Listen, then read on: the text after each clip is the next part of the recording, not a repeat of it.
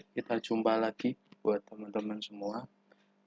Untuk materi hari ini sesuai dengan RPKPS, saya akan menampilkan RPKPS-nya, yaitu untuk pertemuan setelah UTS, kita ada materi tentang normalisasi database. Nah, untuk pertemuan sebelum UTS kemarin, ya, jadi Anda sudah mempelajari tentang konsep tentang basis data, kemudian sistem basis data, kemudian ada tentang database management system, dan kemudian ada arsitektur dan tentang konsep data warehouse serta data mining, ya. Dan saya terangkan tentang model ERD dan sampai ke dalam bentuk fisik tabel, ya. Itu adalah konsep di mana Anda belajar tentang database. Di situ masih akan terus digunakan, ya. Dan di materi yang selanjutnya ini nanti Anda akan bisa menjumpai sebuah kasus soal, misalkan di sini tentang sebuah kasus fisik tabel di mana nanti uh, data tersebut atau tabel tersebut isinya tidak normal. Nah, kemudian Anda diminta untuk melakukan normalisasi di dalamnya. Nah, maka dari itu Anda akan mempelajari tentang normalisasi dulu, ya, sebelum nanti kita akan mencoba melakukan normalisasi database itu seperti apa. Ya, saya akan awali materinya di normalisasi database. Ya, normalisasi ini merupakan sebuah teknik, ya, di mana nanti ada logical design sebuah basis data. Jadi seperti dalam sebuah bentuk tabel yang sudah dikelompokkan per atribut itu, ya, karena Anda kan sudah belajar tentang ada entitas, ya. Terus kemudian ada atribut di dalamnya dari setiap entitas itu, ya, sehingga membentuk struktur relasi yang baik. Ibaratnya Anda kemarin sudah belajar ERD kan, sudah tahu caranya menerjemahkan dalam ini entitas, terus kemudian atributnya dan himpunan antar relasinya, itu Anda sudah mengetahui. Jadi tidak akan saya bahas atau saya ulas lagi di sini. Gitu, ya. Nah, di dalam normalisasi juga ada proses pembentukan struktur basis data, ya, sehingga, ya, di dalam normalisasi ini, ya, kita tujuannya untuk menghilangkan ambiguity-nya atau di sini seperti redundansi data atau duplikasi data dan sebagainya. Ya, intinya normalisasi Anda sudah pahami dulu, ya, secara konsep awalnya, yaitu di sini adalah nantinya Anda menghilangkan, ya, sebagian besar ambiguity yang ada, ya, di situ. Nah, tujuannya untuk normalisasi, ya, di sini untuk menghilangkan tadi membahas atau pengertian tadi, ya, membahas tentang pengertian tadi, tujuannya di sini untuk menghilangkan kerangkapan data, mengurangi kompleksitas dan serta mempermudah pemodifikasian data. Nah, kemudian ada proses normalisasi. Makanya kan di dalam setiap normalisasi nanti, kan tadi kan Anda akan melakukan normalisasi, ya, dan melakukan normalisasi. Artinya ada proses yang dilakukan, ya. Nah, proses normalisasi di sini adalah data diuraikan dalam bentuk tabel, ya, karena memang kita akan mencoba dalam bentuk tabel di sini, ya. Data diuraikan dalam bentuk tabel yang selanjutnya dianalisis. Nah, Anda tujuannya nanti menganalisa terlebih dahulu berdasarkan persyaratan tertentu. Nah, persyaratan tertentu ini adalah dari persyaratan atau ketentuan dari normalisasi. Artinya di sini normalisasi punya ketentuan. Tidak asal kita nanti tiba-tiba menghilangkan, oh ini ada data yang rangkap atau ada data yang redundan atau ada data yang duplikasi, kita langsung menghilangkannya. Tidak, ada aturannya. Dan itu dibagi dalam beberapa tingkat. Seperti itu. Nah, apabila tabel nanti yang diuji belum memenuhi persyaratan, ya, jadi belum memenuhi persyaratan, ya, artinya belum belum memenuhi kualifikasinya, maka tabel tersebut perlu dipecah menjadi beberapa tabel lagi. Jadi ketika Anda menjumpai suatu ibaratnya satu tingkat normalisasi itu belum memenuhi persyaratan, Anda harus memecah terlebih dahulu, ya, tabel itu, ya, memecah nanti akan saya jelaskan lebih detail. Nah, menjadi beberapa tabel lagi yang lebih sederhana sehingga sampai membentuk yang optimal. Nah, jadi prosesnya akan dilakukan kurang lebih seperti itu. Nah, intinya kalau normalisasi itu kuncinya seperti ini. Kalau ketika Anda mau ibaratnya melakukan normalisasi, normalisasi itu kan dari istilahnya kalau kita dengar kata normalisasi itu kan berarti ada yang tidak normal dan kita menormalkan kan seperti itu. Artinya apa? Ketika di dalam sebuah tabel ini Anda akan melakukan normalisasi dari yang data tidak normal, nanti Anda akan melakukan normalisasi, itu ketika kita kembalikan dari data yang tidak normal menjadi normal ya, dan sebaliknya itu hasilnya tidak mengubah isinya. Ya, artinya kita tidak mengubah komponen isi datanya. Kita hanya sekedar memecah ya sehingga kualitas data atau tabel yang dihasilkan itu menjadi lebih baik. Ya, seperti itu. Nah, tahapan normalisasi. Nah, seperti tadi yang disebutkan bahwa tadi ada beberapa tingkatan, ya, ada beberapa tahapan. Tidak asal langsung melakukan normalisasi, yaitu dimulai dari tahap yang paling sederhana atau paling ringan di sini adalah tahapan yang dikenal dengan 1 NF atau 1 normal form hingga yang paling ketat di sini adalah namanya 5 NF atau 5 normal form. Nah, biasanya kita mengacu pada poin 2 di sini. Hanya sampai pada 3 NF itu udah paling bagus. Karena nanti Anda akan menjumpai ketika kasus di 1 NF, 2 NF, 3 NF kita lakukan normalisasi, itu sudah sangat kompleks pembahasannya atau BCNF di sini. Tapi nanti kita akan mencoba sesuai dengan RPKPS, karena di RPKPS-nya ada, kita akan coba singgung mengenai sampai dengan BCNF dan 4NF. Nantinya seperti itu. Hingga nanti di sini tujuannya adalah Anda bisa menghasilkan tabel-tabel yang berkualitas baik. Seperti itu ya. Nah, ini adalah bentuk dari urutan ya ketika Anda melakukan normalisasi. Dari mulai bentuk yang tidak normal, artinya dari yang kasus yang diberikan, ya soal yang diberikan, sampai dengan di sini adalah bentuk normal kelima atau 5NF, tapi di sini 5NF tidak mungkin tidak akan saya jabarkan karena kita cukup aja sampai di 4NF aja udah terlalu kompleks banget ya. Paling sebenarnya kalau saya sudah melakukan contoh itu pasti di 3NF udah maksimal gitu. Karena kita jarang menjumpai kasus di mana kalau memang kita bukan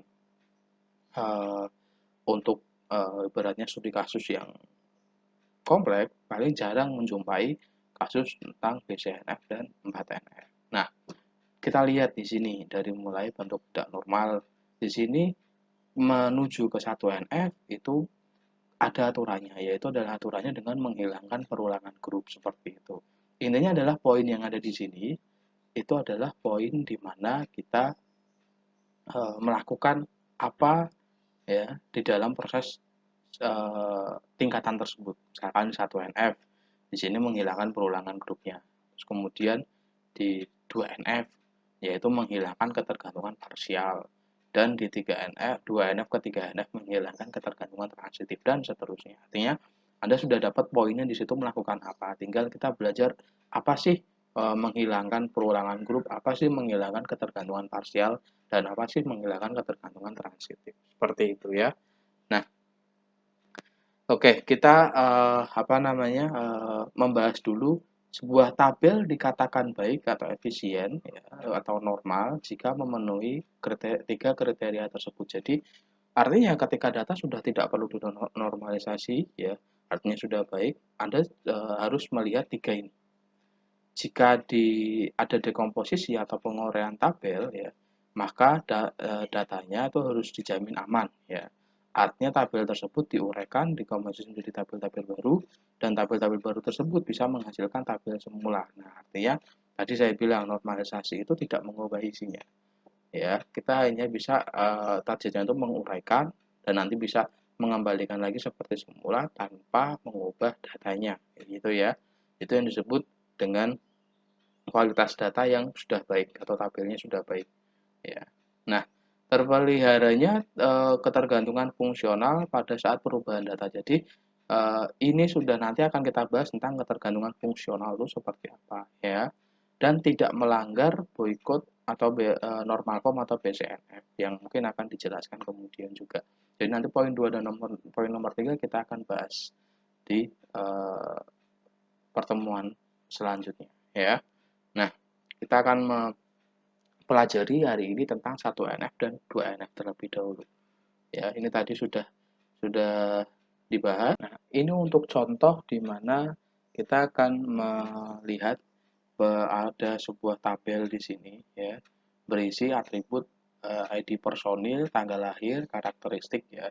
Dimana kalau Anda lihat, Anda menjumpai isi datanya seperti ini, bahwa di sini ada terjadi kerangkapan data di sini ya, di sini ya. Nah, di dalam ID personil I102 dengan tanggal lahir sekian, ini ada tinggi, berat, serta rambut hitam. Nah, di dalam penerapan di database, ini kan tidak berlaku, ini tidak bisa dilakukan seperti itu. Nah, makanya di dalam normalisasi, ya, kita akan melakukan, ya, ibaratnya penguraian di sini, sehingga tidak ada terjadi apa namanya duplikasi seperti ini. Jadi karena kita biasanya sudah mengerti ya, karena kita mengerti tentang ID personil, tanggal lahir di sini mencakup ini, tapi di dalam normalisasi ya itu tidak bisa dilakukan seperti ini. Makanya kita harus menjabarkan ya sehingga menghasilkan eh, relasi normal seperti ini. Nah, ini adalah bentuk normalnya. Dan Anda sudah apa namanya melihat dari contoh soal seperti ini. Nah, ini adalah salah satu contoh soal sederhananya. Nah, kemudian ada juga tabel universal seperti ini. Ya, ini nantinya Anda juga bisa menerjemahkan ya. Kalau Anda menjumpai seperti ini ya, dengan seperti ini ada contoh nomor mahasiswa, nama, jurusan ya. Di sini ya mewakili si nama mahasiswanya ini atau NIM-nya ini ada dua mata kuliah dan di sini dua kode dosen, dua kode mata kuliah, terus kemudian ada dua nama dosen dan nilainya dua. Artinya kan tidak boleh seperti itu. Artinya harus dijabarkan semuanya ya, satu persatu, tidak boleh dirangkap ya, seperti itu.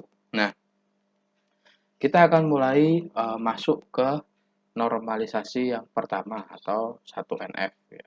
Aturannya adalah di sini tidak boleh ada atribut multi value dan atribut komposit ya, atau kombinasinya seperti itu.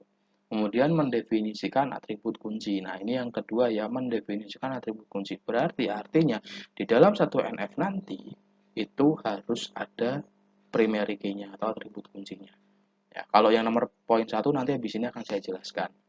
Nah, kemudian yang poin yang ketiga di 1NF adalah setiap atribut dalam tabel harus bernilai atomik atau tidak dapat dibagi-bagi seperti tadi. Kalau ada yang masih rangkap, itu harus dijabarkan dan itu tidak bisa dibagi-bagi lagi seperti itu. Nah, itu untuk aturan 1NF ya. Nah, contoh ada sebuah tabel data seperti contoh di atas ini soalnya yang ada di sini ya. Nah, dan atau soal yang kedua seperti ini. Nah, bila dijabarkan dengan apa namanya kasus 1NF ya. Kalau kita ngelihat soal ini dulu ya, Kalau ditanya ini apakah sudah memenuhi 1NF dengan syarat ini tadi normal pertama, itu belum. Ya, jadi tabel-tabel di atas tidak memenuhi syarat 1NF. Artinya apa? Ini berarti data atau tabelnya tidak normal ya. Dan artinya nanti Anda akan melakukan normalisasi. Nah, caranya menormalisasikan adalah Anda berarti menjumpai ya di sini ada namanya katakanlah namanya mahasiswa gini ya, entitas mahasiswa dan entitas hobi gitu. Nah, berarti nanti Anda akan membuat seperti contoh di sini, menguraikan ya. Ada tabel mahasiswa dan tabel hobi. Nah, dengan seperti itu Anda akan melihat ya tabel mahasiswa ini ada dengan nama mahasiswanya seperti ini ya kan. Dan tadi tabel hobi mengambil dari NRP-nya dari yang ada di tabel sebelumnya ya. Dan kemudian Anda cantumkan semua hobinya di sini. Nah, Anda lihat kembali ke normal pertama. Anda lihat semua di sini ya sudah terpenuhi. Artinya sudah ada atribut kuncinya ya kan.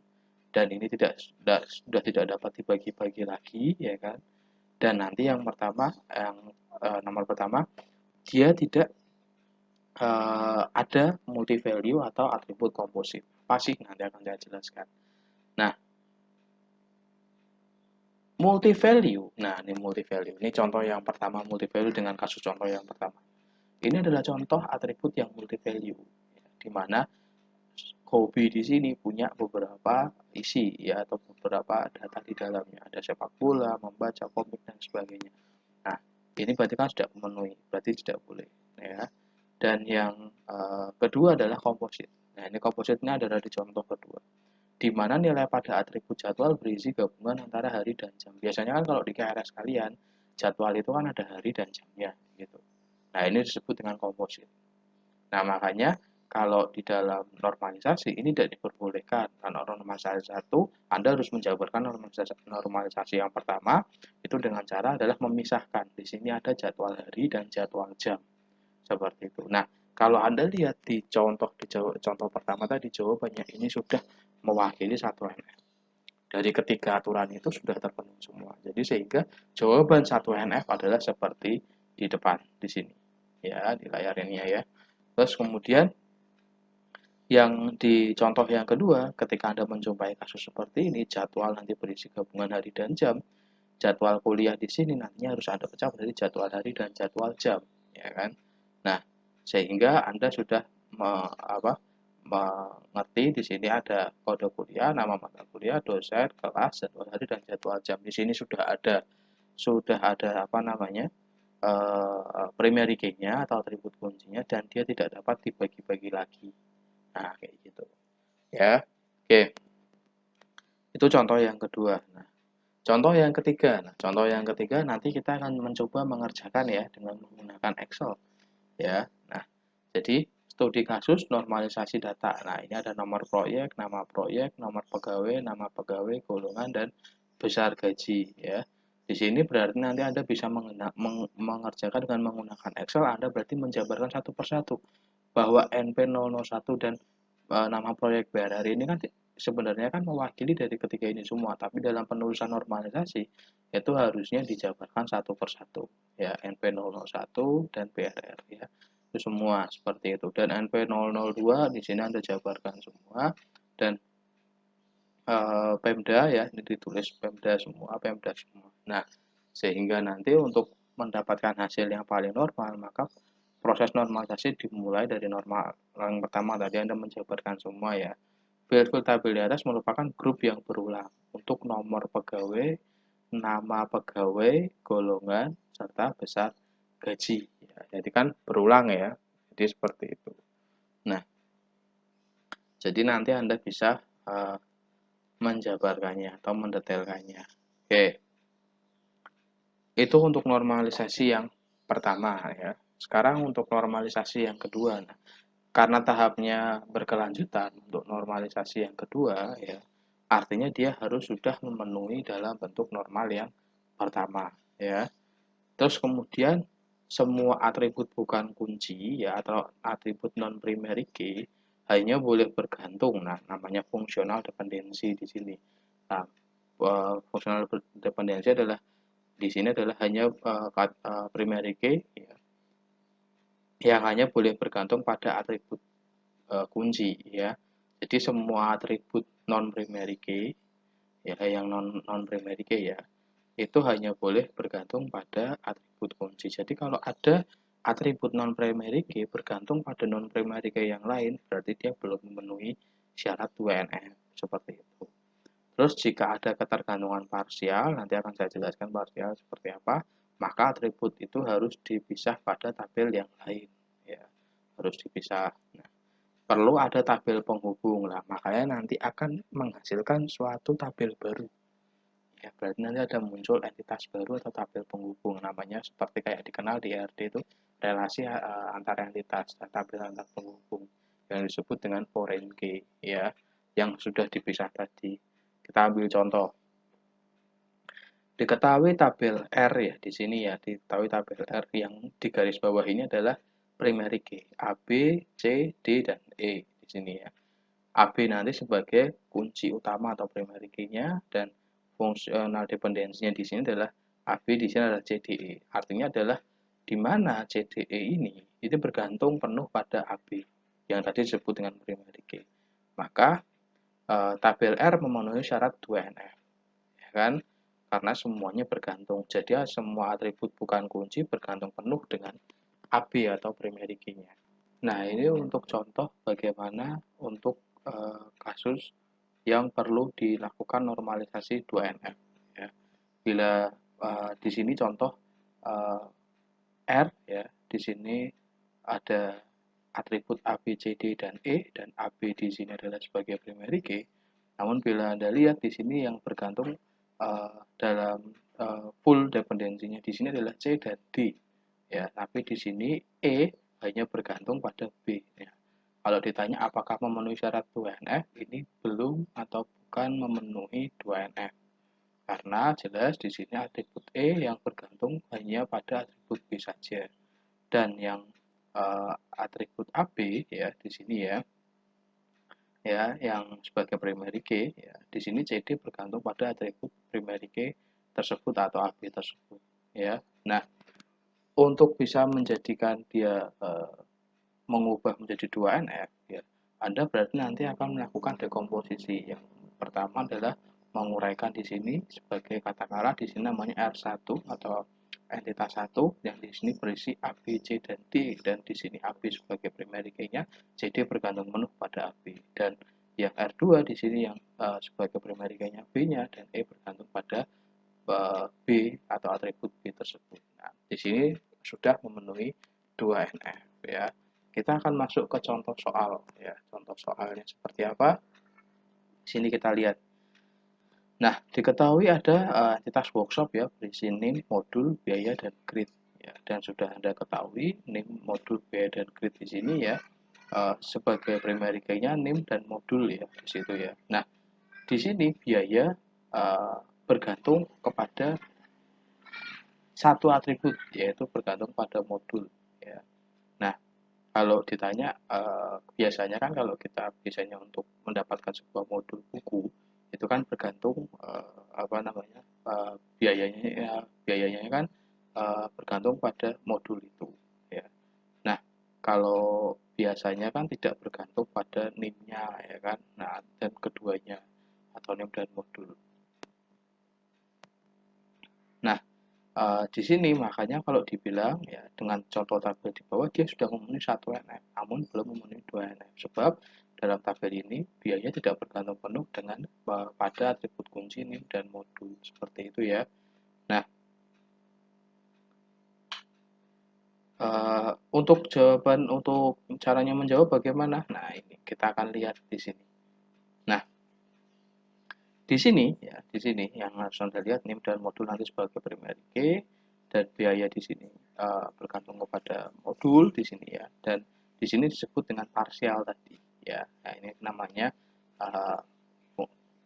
fungsi parsial ya, yang menjawab dari yang tadi saya sampaikan. Nah, kemudian di sini grid ya, bergantung penuh ya. Jadi grid itu biasanya misalkan kalau Anda mendapatkan modul itu ya kan ya, itu biasanya kelasnya itu kan bergantung sudah jelas ada NIM dan modulnya. Jadi dia bergantung penuh. Nah, sehingga nanti menghasilkan di komposisi ya, diuraikan menjadi workshop 1 dan workshop 2 ya. Nah, NIM modul ya, di sini sebagai primary key-nya, dan di sini grade bergantung kepada NIM dan modul tersebut. Dan workshop yang kedua sudah jelas di sini ada biaya dan modul ya, di situ. Nah, jadi Anda sudah tahu caranya menjawab seperti apa. Dan jangan lupa isi dari atributnya juga ditulis ya, ditulis. Karena tidak cukup hanya menjawab dengan seperti ini saja, tapi harus ditulis juga nanti atribut di dalamnya ya. Jadi perlu ditulis juga atributnya. Ya, jadi nanti jawabannya seperti ini ya. Jadi ada NIM, modul, dan di sini grade, dan di sini modul dan biaya. Dan coba Anda perhatikan, ini tidak mengubah isi yang ada di dalam datanya. Kalau kita kembalikan lagi ke dalam 1NF, jawabannya pasti masih sama, ya kan? Nah, artinya seperti itu. Kita melakukan normalisasi, ya. Nah, contoh kasus normalisasi yang kedua, ya. Yang di sini tabel berikut sudah memenuhi 1NF tapi tidak termasuk 2NF, ya. Ada lihat di sini ada NIM, nama mahasiswa, alamat, kode mata kuliah, SKS, dan nilai huruf.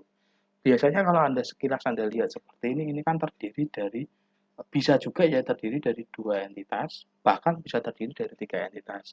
Nah, tapi kita lihat dulu yang biasanya menjadi primary key yang mana?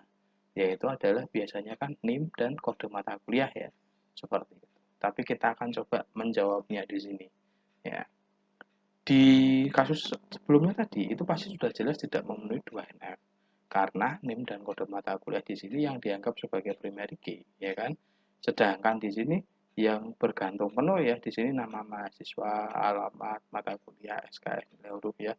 Itu eh, apa namanya? Ada yang tidak bergantung secara penuh ya. Seperti itu. Kita lihat ya. Nah, satu, dua. Oke. Nah, tabel tersebut perlu didekomposisi menjadi beberapa tabel yang memenuhi syarat 2NF ya. Nah, memenuhi syarat 2NF itu seperti apa? Nah, kita lihat.